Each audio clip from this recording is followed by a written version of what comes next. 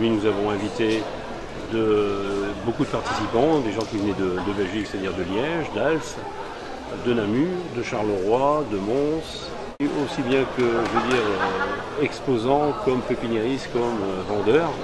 Nous avons des démonstrateurs de Toulouse, démonstrateurs de Mons aussi, moi-même forcément, et nous faisons notre 9e anniversaire aujourd'hui. Combien de temps vous prend cette préparation? Alors la préparation de cette exposition, en fait tout ce qui est administratif, il faut compter à peu près 8 mois. Il faut le temps de chercher des sponsors parce que ça ne se monte pas tout seul.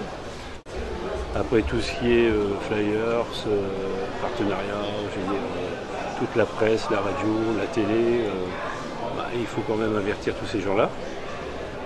Pour la préparation, manuelle, cette salle, la salle Jacques Anquetil, salle des sports qui fait 42 mètres de long, il a fallu prendre, pas mal d'exposants et il y a 120 arbres d'exposés.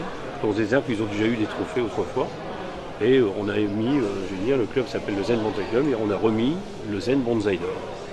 Vendredi, les arbres les plus beaux de cette exposition, qui venaient de Hollande, Belgique et France. Ce sont toujours les mêmes exposants qui reviennent chaque année? Pas forcément, non. Ici, ça commence à prendre, on commence à se faire connaître et depuis 10 ans, tout le monde veut venir à Neuville-Saint-Rémy. Pourquoi? Mystère et boule de gomme. Je crois qu'il y a un petit lien entre les bonsaïkas. On commence à se connaître davantage et on est lié avec cet arbre qui justement est magique, quoi. Et on essaie de trouver toujours le plus pour s'améliorer et même entre instructeurs, on essaie toujours d'avancer. Est-ce qu'il n'y a que des bonsaïs à voir ici?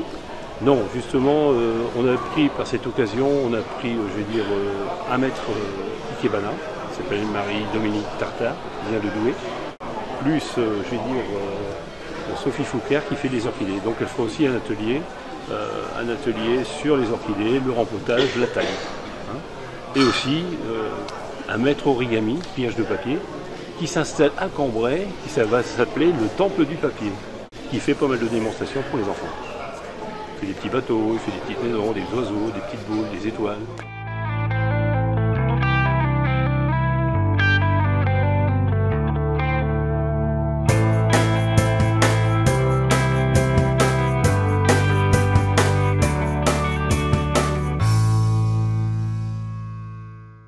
Nous avons 5 potiers, dont un potier qui vient de Steken, c'est-à-dire en Belgique, qui est près de Nantes. C'est le 3e potier mondial.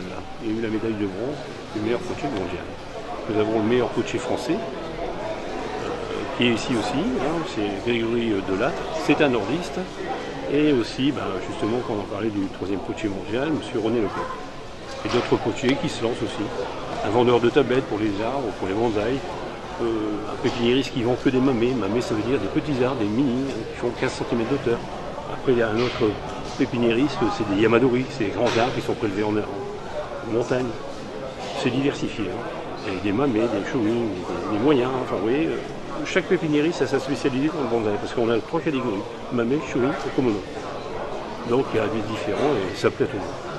Chacun trouve sa spécialité, c'est comme dans la mode, selon les marques. D'où vous vient cette passion? La passion, elle est très très vieille, elle date de 1974, suite à un reportage à la télévision. J'ai vu un monsieur qui tenait dans sa main un petit arbre et qui revenait du Japon. Et rien qu'à voir ça, j'étais surpris et j'ai contacté cette personne et puis je suis allé voir cette personne sur Paris, Châtenay-Malabry. Et puis voilà, je suis tombé amoureux. C'est une drogue, mais une bonne drogue.